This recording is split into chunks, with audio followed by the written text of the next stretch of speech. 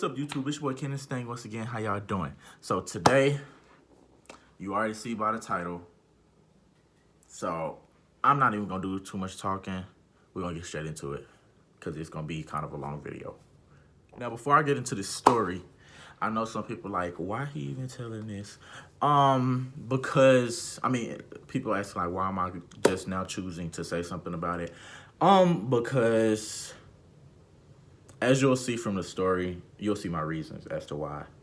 And one thing I want everybody to remember, what's done in the dark comes to the light. So the longer you try to keep secrets, the worse it'll be when they finally do come out. So remember that. By the end of the story, you'll understand what I'm talking about. Okay, so we're going to take it all the way back. 2007. Well, I grew up in Arlington, Texas. 2007, my parents got a divorce. And my younger brother, which he's a year younger than me, and my older sister, who is a year older than me, and my mom all moved to Dallas, the Oak Cliff area. So, and my dad, he remained in Arlington, and we would go see him on weekends and stuff, but that's besides the point. So while we were in Dallas, we spent a lot of time at my grandmother's house. So my grandmother was also helping raise my aunt's kids, 2 girls and 1 boy. All of them were older than me. Well, they were older than me, my brother, and my sister. So it's like the oldest daughter, the middle daughter, and the son was all a year apart. And then the son was a year older than my sister. And, you know, you see the cycle. So I'm sorry, y'all, I keep looking out the window because my dad pulling up any minute now. And I don't want him to hear this story because I don't know if he heard the story yet. And I really feel like this is like none of his business right now. Because I don't know how he gonna react. But anyway, he probably gonna see the video. So if you see it here, then hey. But, yeah. So, mind you, this happened a long time ago. And I've done the best that I could to get the memories out of my head. So I'm gonna try to remember it the best way I can. The best way possible. So, we used to spend a lot of time at my grandmother's house, and my mom used to always let us spend the night, cause we used to have fun over there. It was making memories, you know, with our cousins and our grandparents. So my mom used to let us spend the night over there a lot. So me, my brother, and the boy cousin would all spend the night in the boy cousin's room since they were living with my grandma, and my sister would spend the night in the girls' room. So, I don't know what year it started, but like I said, I don't really fully remember. I just know my cousin, he started to touch me a little bit. And I was at a young age, so I didn't know, like, what was going on. So I'm just, like, going with it because, of course, I'm young. I don't know what's going on. So it's like, I can't stop what I don't know what's going on. Like, you ever heard of the saying, you can't stop what you can't see? Basically, I was blinded because I was so young and I didn't know what the heck was going on. So, yeah, he would start touching me. And eventually it got to the point to where he would have me, how do I say this? Perform oral sex on him. And mind you, like I said, I was young, so I didn't know right from wrong. And I was like 7 or 8. I think it started like 2007, 2008. And it lasted all the way to like 2010. I think, yeah. So he used to have me do that, and we used to spend night over there. When I say a lot, like at least 3 times a week. And because and then the simple fact that we all went to school together, the same elementary school, which was right around the corner from my granny's house. So we would walk from the school to my granny's house and back home every day, all together. And then we would all my granny owned a daycare at the time, so we would all go to the daycare after school. So, and it was at her house. So we spent a lot of time together. So you can see how often it happened. Mind you, I don't know if my little brother remembers any of it because he was in the same room when it all happened most of the times. And I don't know if he was at the age of, because I don't know if he remembers or he knew what was going on exactly, but I know he was in the room during the time of all that. So I don't know if he remembers. I haven't had the conversation with him, and I don't really want to have the conversation with him because it's like, hey. So, um, so if let me explain something to y'all for those who don't know. I am bisexual. That means I like boys and girls, not just boys. So anybody who tells you that bisexual means you just like boys or you just like girls, it's wrong. That means you like both. Anyway, me as a kid going through that at this age that affects your life, that whole adolescent phase, anything that happens within that phase is going to affect you in your adult life. I don't care what anybody says, whether it's good things or bad things, it's going to affect you. So I was exposed to that type of stuff at a young age. So of course, that's what I grew up to try to lean towards because it's like that's what I was exposed to growing up, and nobody even knew. Now, this whole time that my cousin was doing it to me, nobody knew because I never said anything. I didn't know it was really wrong until I got older. But even when I got older, I didn't really tell anybody, and it started to affect me. And it was like, okay, so boom, we're gonna fast forward. 4th grade, I used to get caught watching porn a lot. It was gay porn a lot. And my dad works IT, so you know how that works. So we're not gonna get into details about that because that's the point in my life where I hated myself, like I really contemplated suicide a lot of times. And it was really hard, and I'm smiling and stuff, but it was really a bad time. And I'm just smiling because it's like God has brought me to such a good place right now. I mean, it's not the best place that I'm at, but it's a better place than I was at. So I know I'm a work in progress. And it's like, I know I keep saying like a lot, but I'm sorry. But it's just amazing how time has changed and how my life has changed between now and then. Because I didn't think I would actually, honestly, I didn't think I would make it to this age just because of the events that were going on in my life. Starting from back when I was in 2nd grade. But yeah, it was a lot of issues within my household because of me watching gay porn at a young age and stuff like that. And I used to talk to dudes on my phone, which is why I would always have my phone took. Like, I didn't have a phone from 7th grade through my senior year of high school. At the beginning of the senior year was when I bought my own phone for the first time. And that's when my dad said that I was able to. But before then, I could not have a phone. And I would always like get a backup phone or something from my sister. And I would always get caught with it. And they'll take it. So I'm not gonna get into too much details about the experience of living in the household during that time because it was pretty bad for me. It wasn't the worst, like I didn't get beat or anything, but mentally it was like it was the worst mentally. So we're not gonna get into too many details about that. Maybe I'll do another video if this one gets some clout like I think it'll get. But really it's not even for clout. It's just to put my experience out there because somebody else may be going through the same things I'm going through. So yeah, boom. So,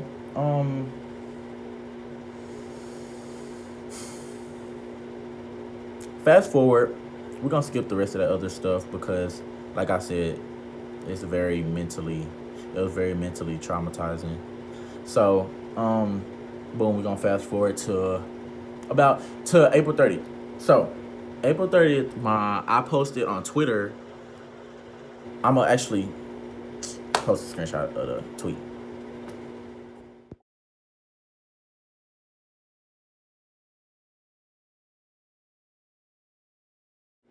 So after one of my girl cousins seen that tweet, she DM'd me on Twitter and asked me like, was this certain cousin, she said his name, we're not name dropping. She said, did this certain cousin touch you? And I was like, yeah.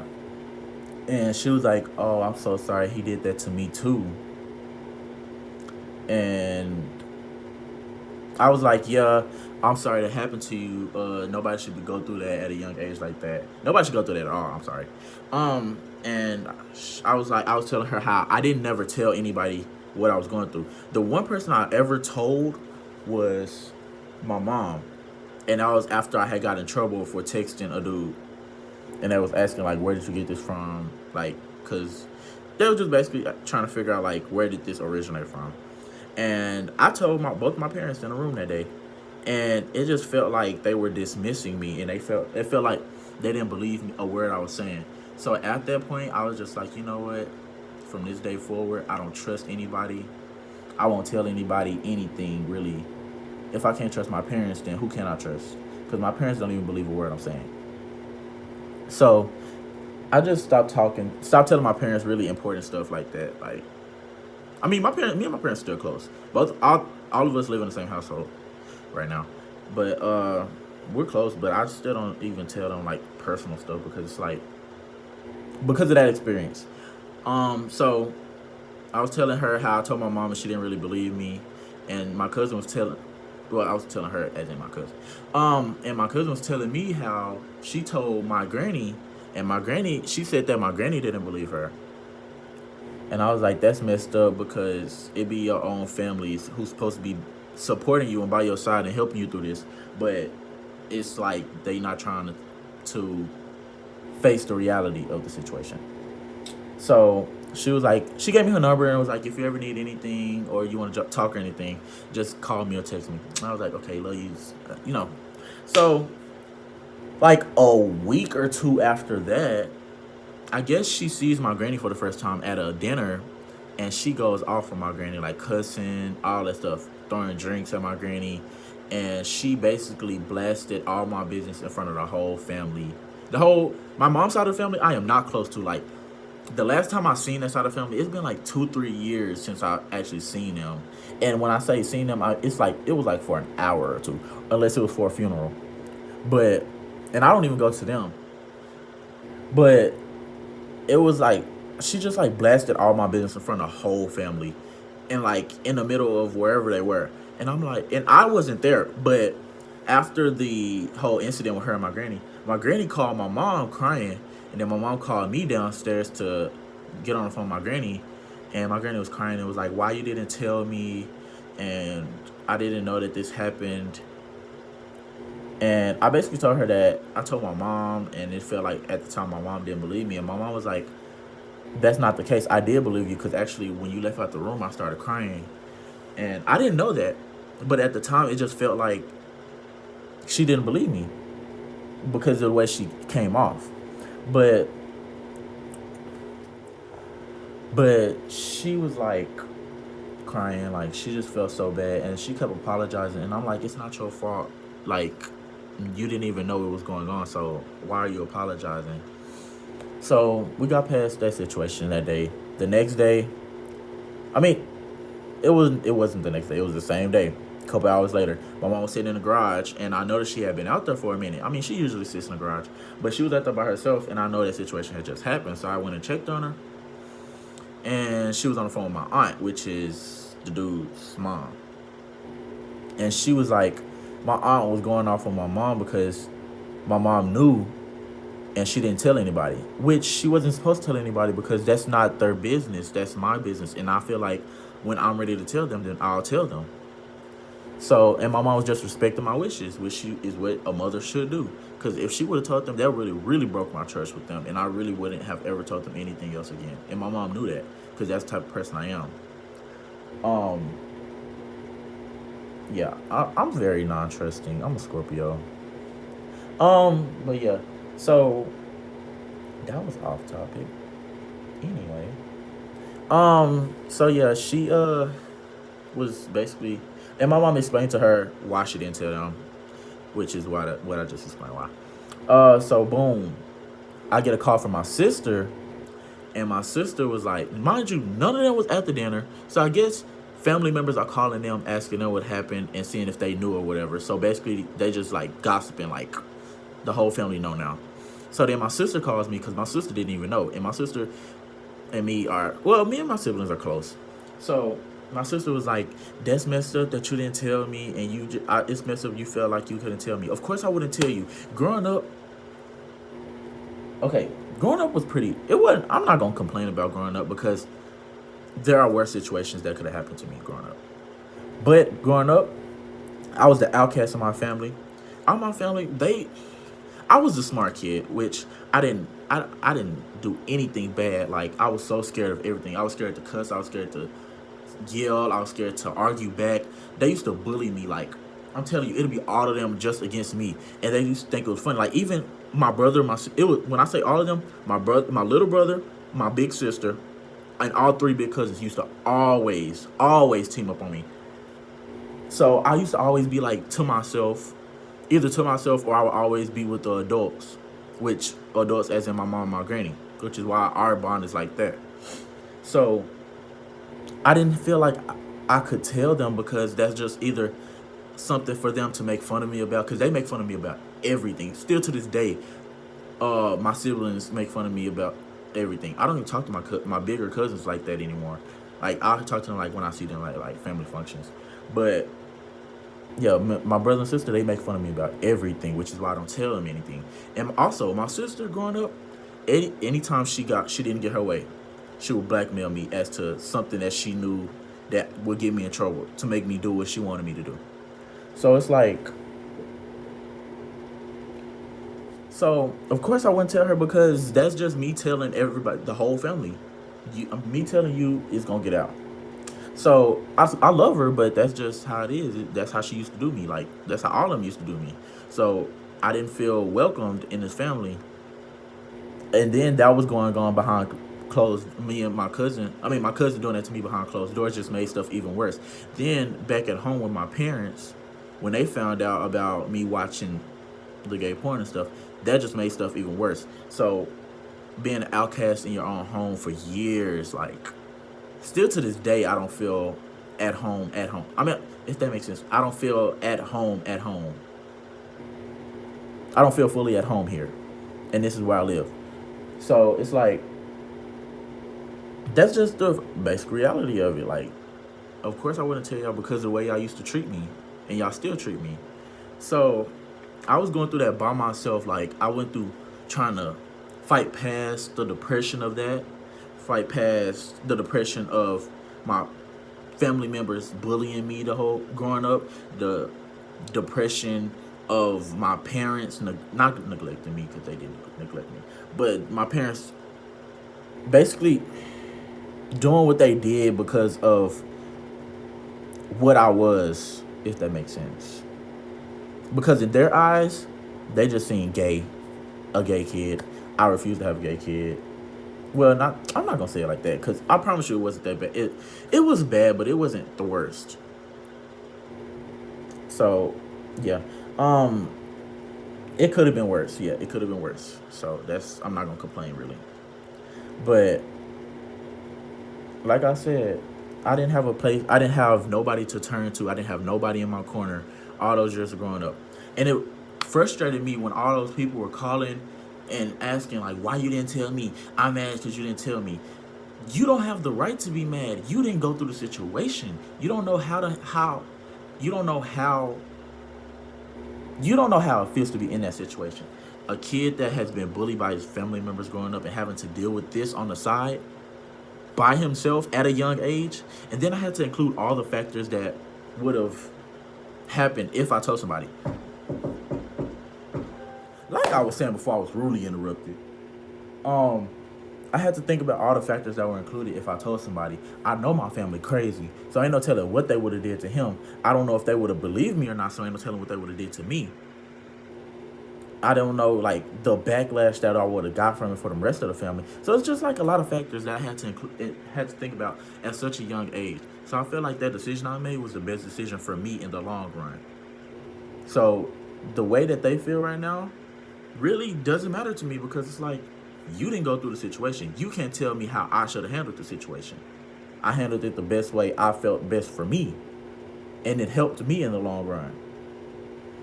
So, and then I forgot to mention, yeah, I was being bullied at my granny's house. Um, I didn't feel at home when I was at home. Then when I went to school, everybody was talking about me. Oh, he gay because the way he talk.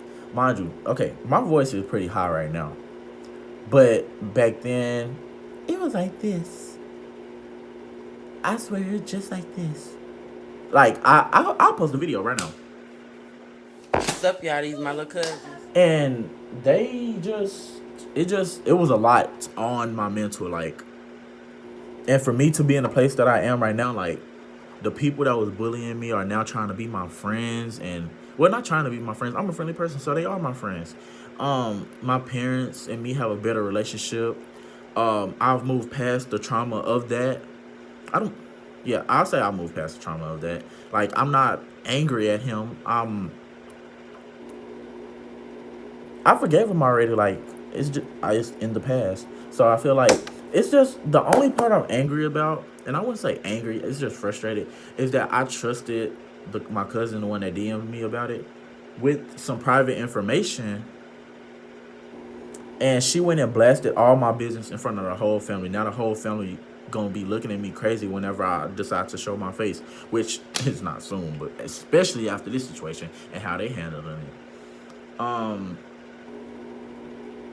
So yeah. So in conclusion, I would just like to say my name is LaKendrick Dion Bryant II. I am a bisexual black man in America. I am strong. I am handsome. And I will not let my past traumas define the person that I will be in the future. And I feel like anybody who has been in a similar situation should get the help that you need and do what you feel is best for you. Don't try to be that person who try to pleases everyone else. Do what's best for you in this situation. If you feel like getting help or talking to someone, get counseling. Talk to somebody that'll help you get it off your chest. Because you living with anger is not doing anything for anybody. It's just messing you up in the long run. So go get help if you're dealing with something like this. Like, if you're stuck on it, if you're angry about it, go get help. If you're like me and you feel like you solve problems best by yourself, you do that. And you take all the time you need. Can't nobody put a time limit on how long it takes you to heal from trauma. So I love y'all. Thank y'all for watching and supporting me. Make sure y'all like, comment, subscribe. And I'll see y'all in the next video. Hey,